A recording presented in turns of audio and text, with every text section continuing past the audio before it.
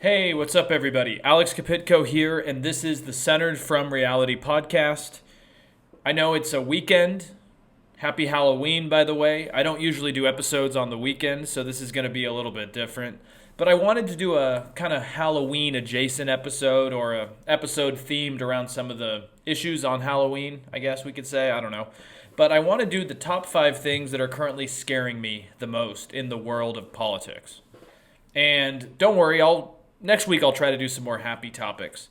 But I figure Halloween, scary, what are the things that are scaring me? So today we're just going to go over the top 5 things that scare me. So the first thing, number one, I guess I would say, is the rise of French Trump. And let me explain here. So I've talked about this before on the podcast, but there's the idea of far-right populism growing around the world, and more specifically in Europe. I read an article in The Atlantic on Wednesday, I think it was. Yeah, I think it was Wednesday. And it's by Yasmin Sirhan, and I hope I'm pronouncing that correctly. I apologize if I'm not, but Atlantic writer. And the article is called The Trump Playbook Hits France. The article's pretty interesting, honestly, because it talks about a rising figure in French politics, and his name is Eric Zemmour. Again, I apologize if I'm not pronouncing that correctly. But unlike in the United States, where the campaign is basically never ending. Like in the US, pretty much 2020 election happened and people were already talking about 2022 and 2024. In a lot of Europe, campaigns are not never ending. They're not just eternal. In a lot of Europe, campaigning is left to kind of a short period before the actual election, which in my opinion makes more sense because it means that politics isn't about the next campaign. It's about getting stuff done, and then before the election, you can talk about it. And in France, something interesting is happening right now because the media is fixated on this Zemmour guy. And the Atlantic article kind of worries that the French media is hyping this guy up. They're talking about him a lot. And they're making kind of a similar mistake to what the U.S. media did in 2016, 2015, that kind of era before Trump won the election. They worry that the media is making Zemmour a bigger name than he should be, much like I would argue the media did with Trump in 2015, leading up to that election. A little background before I continue. Zemmour is not an outsider like Trump. To me, he seems to have more of a background like maybe a Boris Johnson, but different. Again, not totally, but he was born in the suburbs of Paris to a Jewish immigrant family from Algeria. And he studied at Sciences Po, which I'm not really familiar with, to be honest, but apparently it's where a lot of the French political class study. And after he graduated from there, he became a journalist, and from what I've gathered, a very inflammatory journalist. He's been convicted twice, from what I'm reading in this Atlantic article, for inciting hate against Muslims and immigrants. I find that ironic just because he comes from an immigrant family. He's also Jewish. He has Berber roots, which to me, maybe you don't want to incite hate against a community that you're probably more aligned with than not. But anyways, he also likes to retcon or change history in his view. And by this, I'll give you an example. This guy believes that the Nazi-influenced government that ran France during World War II was actually good. He argues that the Nazi propped up government in France was protecting the Jewish community, which is a statement that I can't even believe he would entertain, to be honest. It just wasn't true. Not at all true. He also has attached himself to conspiracy theories, much like the Great Replacement theory, which I believe was popularized by this guy named Renaud Camus. He's actually French, a kind of a far-right radical. And I think you guys all are somewhat aware with the replacement theory. It's saying that immigrants are slowly trying to replace the white native class, the white native people of a given European country. It's a very racist theory saying that immigration is not about bettering people or working together, but it's about replacing white people. Obviously, it's easy to discredit that, but it's a growing theory, and he subscribes to that, I guess. And in the scope of French dynamics, based on this Great Replacement theory, he believes that North African immigrants are trying to replace Europeans. So he's very anti-immigrant, very anti-Muslim, and he's quite an inflammatory figure, in my opinion. And so this takes me to the main issue of this guy, is that this guy is basically being a textbook definition of using the fire hose of falsehood. It's a concept that we touched on the old podcast. But in simple terms, this guy talks a lot. He just floods the system with so much misinformation, half-truths, and absurd statements that basically the media just can't keep up with it, but they cover it. So people are hearing all these just contradicting falsehoods, and they don't really know what to say about it, so they just give up. And it leads to a form of nihilism where people kind of stop caring about the truth. Steve Bannon was a big fan of this in the United States. He said if you just flog the system with bullshit, eventually people just start to believe the bullshit, or give up. It's a tactic kind of used by Soviet-era people, Putin as well. It's basically just putting so much misinformation out there that no one knows what to believe anymore. And it seems like the media, unfortunately, perpetuates this at times. And from what I've gathered, the media not only covers everything he's saying, but they will also ask other presidential candidates or potential presidential candidates in the French election about what he's said. So basically, he just dominates the airwaves. And there's not even the campaign election cycle happening yet. According to the French media watchdog, which is called Ecrimed, there were 4,100 mentions of Zemmour in the French press in September alone. That's about 139 a day. And to me, this sounds a lot like Trump's coverage. Every news group from Fox to CNN didn't always like Trump, and especially in CNN's case, loathed him. But they were just addicted to covering the guy because he was very controversial, crazy, ridiculous, and it led to clicks, ratings, revenue, all that stuff. And I really think that CNN specifically rewarded Trump with too much airtime. And I think it sounds like the French media is doing the same thing. They're just caught up on these stories, misleading if they are. The Atlantic also has a good point about this. The article says here in quotes, by rewarding Zemmour's extremism with more airtime, as the U.S. press did with Trump ahead of the 2016 election, they send the implicit, if unintentional, message that only the most radical rhetoric is worthy of being reported on. And honestly, I really think that's an astute point, because the Overton window has always kind of been something that slowly shifts, I guess you could say. But it's almost exploded since Trump. And I think it's because the media coverage in the U.S. and around the world has focused on the crazies. Mitt Romney is just not exciting. But Marjorie Taylor Greene is exciting. Matt Gaetz is exciting. Zemmour is exciting. Marine Le Pen in France is exciting. Right? Abascal in Spain is exciting. They say crazy shit and people pick it up.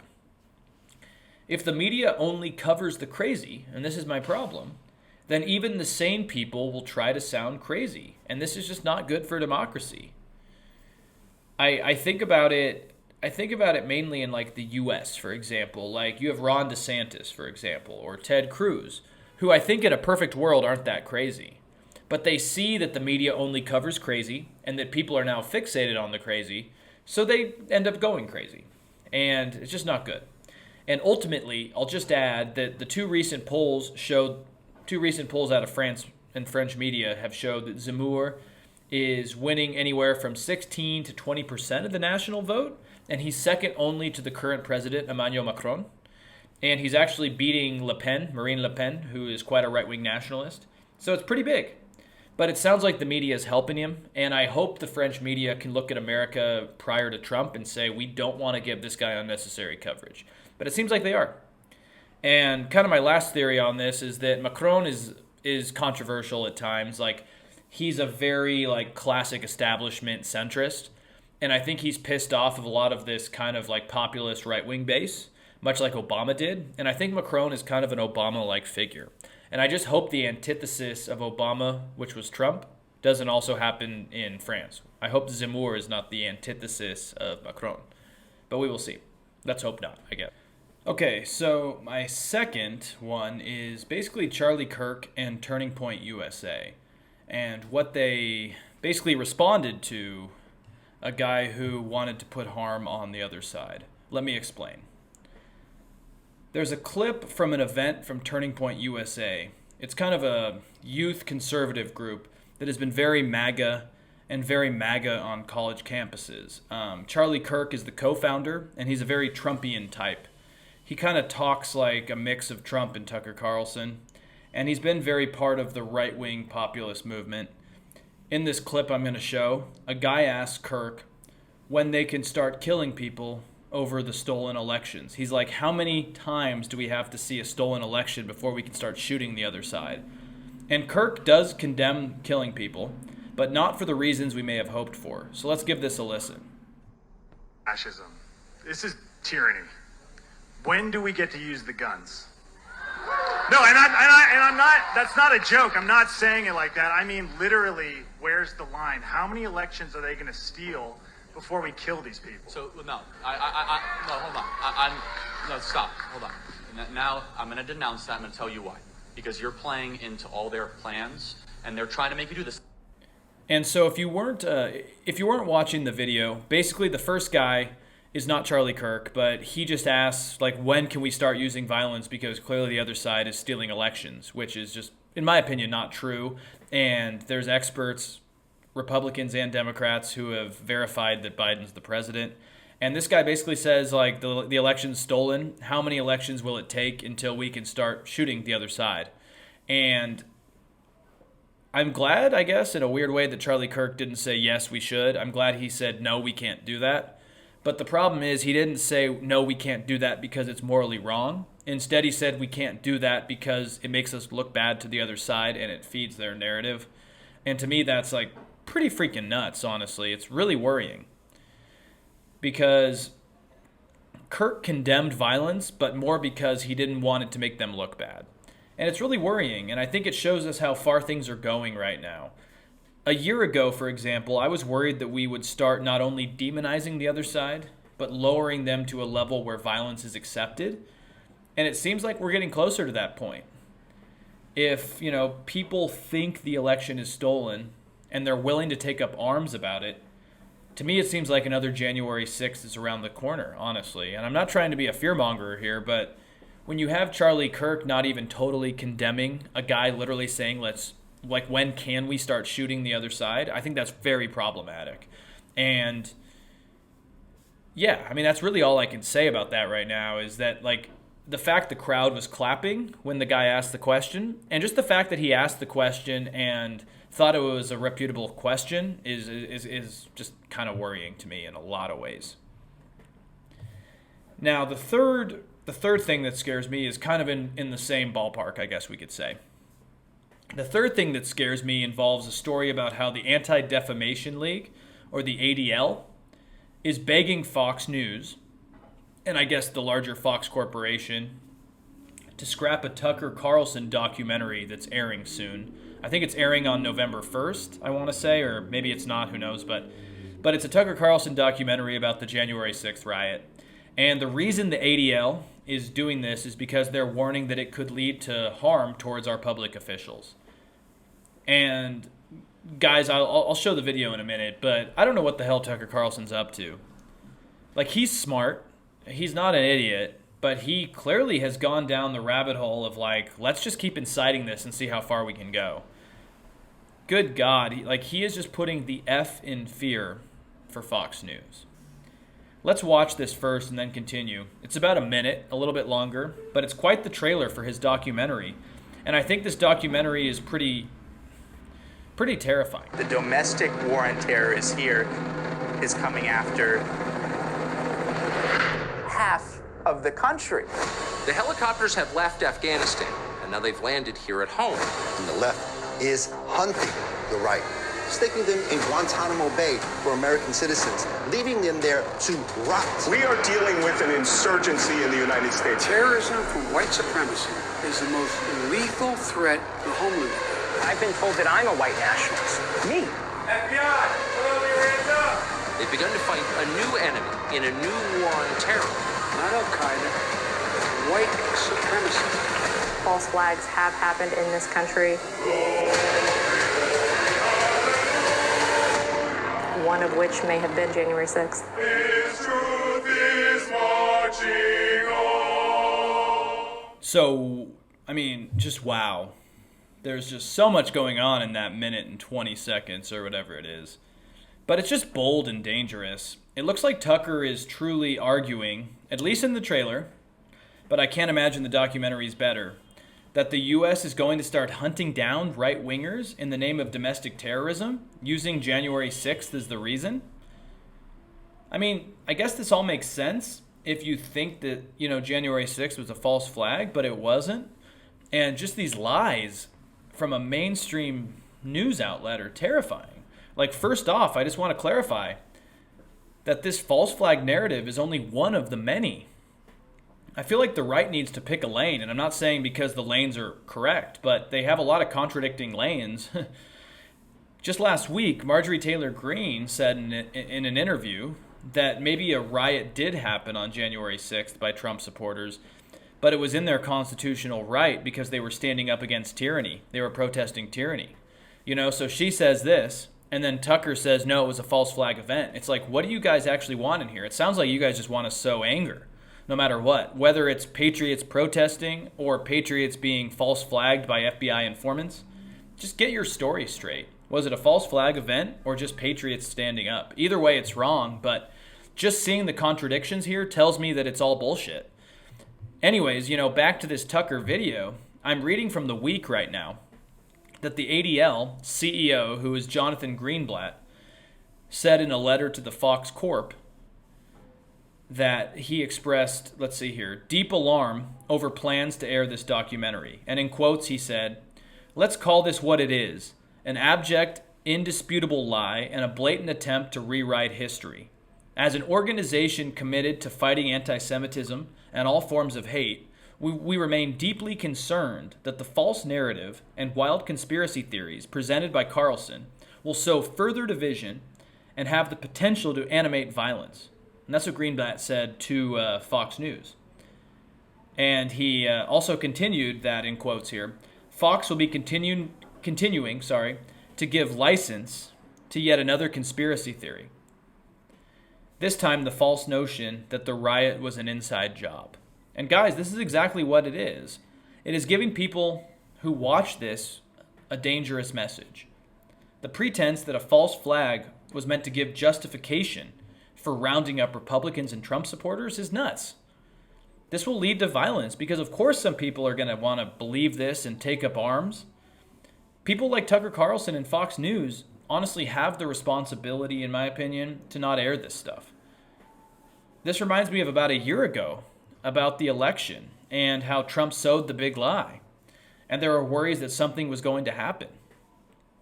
I think if people like Tucker Carlson keep airing like this, like stuff like this, we're going to keep seeing other things like January 6th, especially if people are willing to believe that it was all fake or the government is just trying to round up Trump supporters. I am so surprised that Fox News is even linked with this at all. Maybe with the backlash, it'll go down, but I just have to end with remember Timothy McVeigh, Oklahoma City bombing? If you keep putting out lies that anger a certain base of the population, you're going to see another thing like that.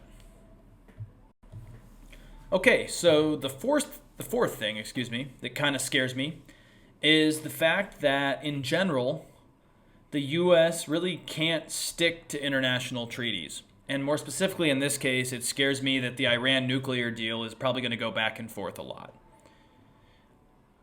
Trump, as we know, overturned the Iran nuclear deal once he was into office. And while Trump pulled us out of the Iran nuclear deal, the deal has somewhat continued with the EU, but also Iran has continued enriching uranium as well. So basically everyone's lost, right? We made a deal that Iran trusted, and then at the same time we pulled out of it, and now Iran is like, well, what do we do?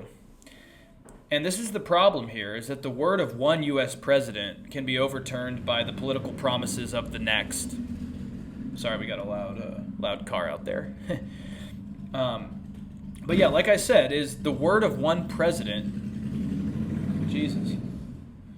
the word of one president can be overturned by the political promise of the next. And Obama got us to the table for the Joint Comprehensive Plan of Action, or the GCPOA, and eventually signed it. And then Trump pulled us out of it, right? Because he ran on pulling us out of it, and he did. And this to me means that the word of the U.S. is diminished. It means nothing, honestly, in terms of crafting long-term treaties, because every 4 years that treaty could be reversed. And that really scares me, because I think things like nuclear weapons and their proliferation, along with climate change, are two issues that need to be dealt with on a long-term basis with every nation. And it's hard to do that if countries keep changing their rhetoric and changing their policies, which is exactly what we've been doing. The reason I bring this up is because right now we're seeing this unfold with the Iran deal, or the JCPOA. Basically, in a very simplified version, it looks like the US and Iran are willing to go back to the table. Iran obviously wants to because they want the sanctions lifted. But on Saturday, so I guess yesterday if you're listening to this on Halloween, the leaders of the US, the UK, Germany, and France warned that Iran is still advancing its nuclear program, and it's avoided all investigations from the International Atomic Energy Agency. According to Politico, I'm going to read this quote here. Iran has repeatedly asserted that it was the U.S. withdrawal from the agreement and Washington's refusal to live up to its commitments that led to the unraveling of the deal. It's also insisted it does not intend to develop nuclear weapons. So that's good they're not trying to develop nuclear weapons. But honestly, I believe them. I believe Iran here. The sanctions are back, and they were imposed again by the Trump administration. They were going to be lifted under the deal Obama made. And Iran is struggling. So of course they're going to go back to what they can do. I can only imagine that, a robust nuclear program would at least help Iran, gain some international traction and legitimacy, even if it's with more nefarious actors, yada, yada, yada. But the country needs something, and since they can't really take us on our word, they're going to keep doing stuff without us. I think that Iran and the U.S. want to make a new deal, but I just worry that both sides will make it impossible. Iran now has learned from experience that the U.S. just can't hold up to their word. In one election cycle, everything can be different, right? So they can't count on anything. And at the same time, the Biden administration wants to work with Iran. But I'm assuming, and I'm just guessing based on experience and probably the reality of the world, is that they're going to require Iran to ditch all their nuclear efforts. Biden and his diplomats must know that the public won't accept a new deal with Iran unless that happens.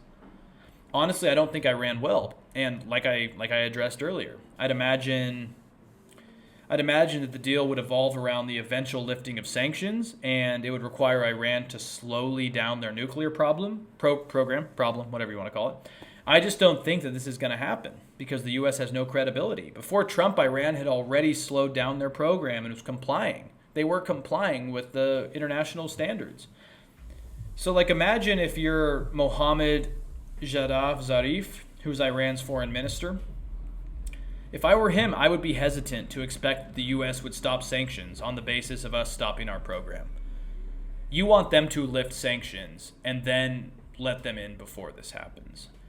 Because again, what if Trump were to get reelected in 2024? It would again be just all for nothing. My point here is honestly that I think the U.S. no longer has the respect it did. Between the Paris Climate Agreement and the JCPOA, I think the world's just kind of realized that the U.S. is not one to rely on, and they need to kind of move on without us. And that's a problem because in historical context, the U.S. has been good at brokering deals. So the last one of my list of scariest things for me right now would be the Holocaust comparisons that people keep making between COVID-19 vaccination mandates and mask mandates and the Holocaust, and just kind of the Nazi regime in general.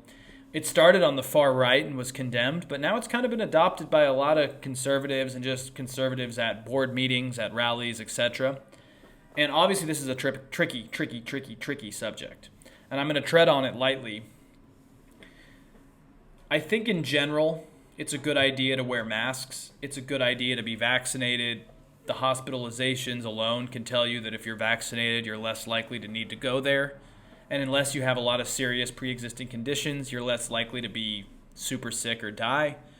I'm not particularly for forcing a whole police department to be vaccinated because I think harm is a complicated principle. Police put themselves at harm all the time. I don't know. I am not an expert on that, and I will not claim to be. But it sickens me it sickens me, honestly, to see these ugly school board meetings that are going on across the country right now. California, Colorado, Texas, pretty much every other state. Minnesota, I've seen it. Basically, where just parents and even at times their children have voiced parallels between mask mandates and the Holocaust. I remember in Colorado there was one where a student whose parents clearly had made them go up there quoted some lines and then was like, this was from the great speaker Adolf Hitler or something like that. You're like talking about how you like separate society and demonize a group, and it's like, this is just not the same thing.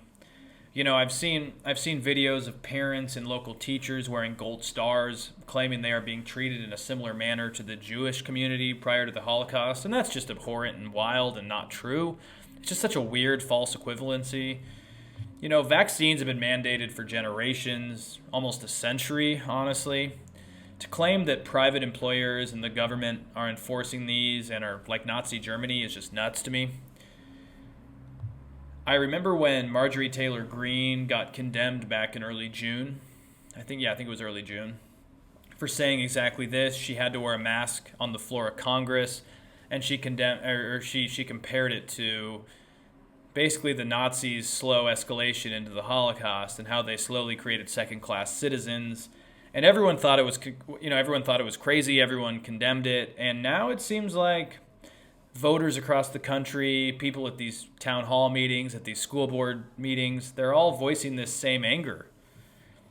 And to me, this is dangerous, and it's going to lead to more anti-Semitism. It probably already has, to be honest, because vaccine requirements are not the same as what happened in Nazi Germany. And there's a conversation to be had about vaccine mandates, but to compare it to one of the most oppressive regimes in human history, where tens of millions of people died, mainly the Jewish community, it's horrid. And it's just morally and ethically abhorrent. I just don't know how those two things can be equivocated. So that rhetoric needs to slow down. And if it doesn't, we're never going to see anyone budge on vaccines. If we're comparing it to that type of situation, I just don't get it. My final thoughts here are, those are 5 things that scare me. There's a lot of other things that scare me too. Like climate change, for example. I mean, they're currently meeting again, another big summit. What's going to get done? Men in suits shaking hands, talking about long-term goals. Let's be honest, the long-term goals are over. Also, actually, that's all I have for today. But those are some things that definitely worry me. Anyways, I'll be back next week with the normal episodes. Happy Halloween, and you can find me here on Podbean, Apple Podcasts, iTunes, YouTube, all those sites like that. So take care. Have a great weekend. Thank you.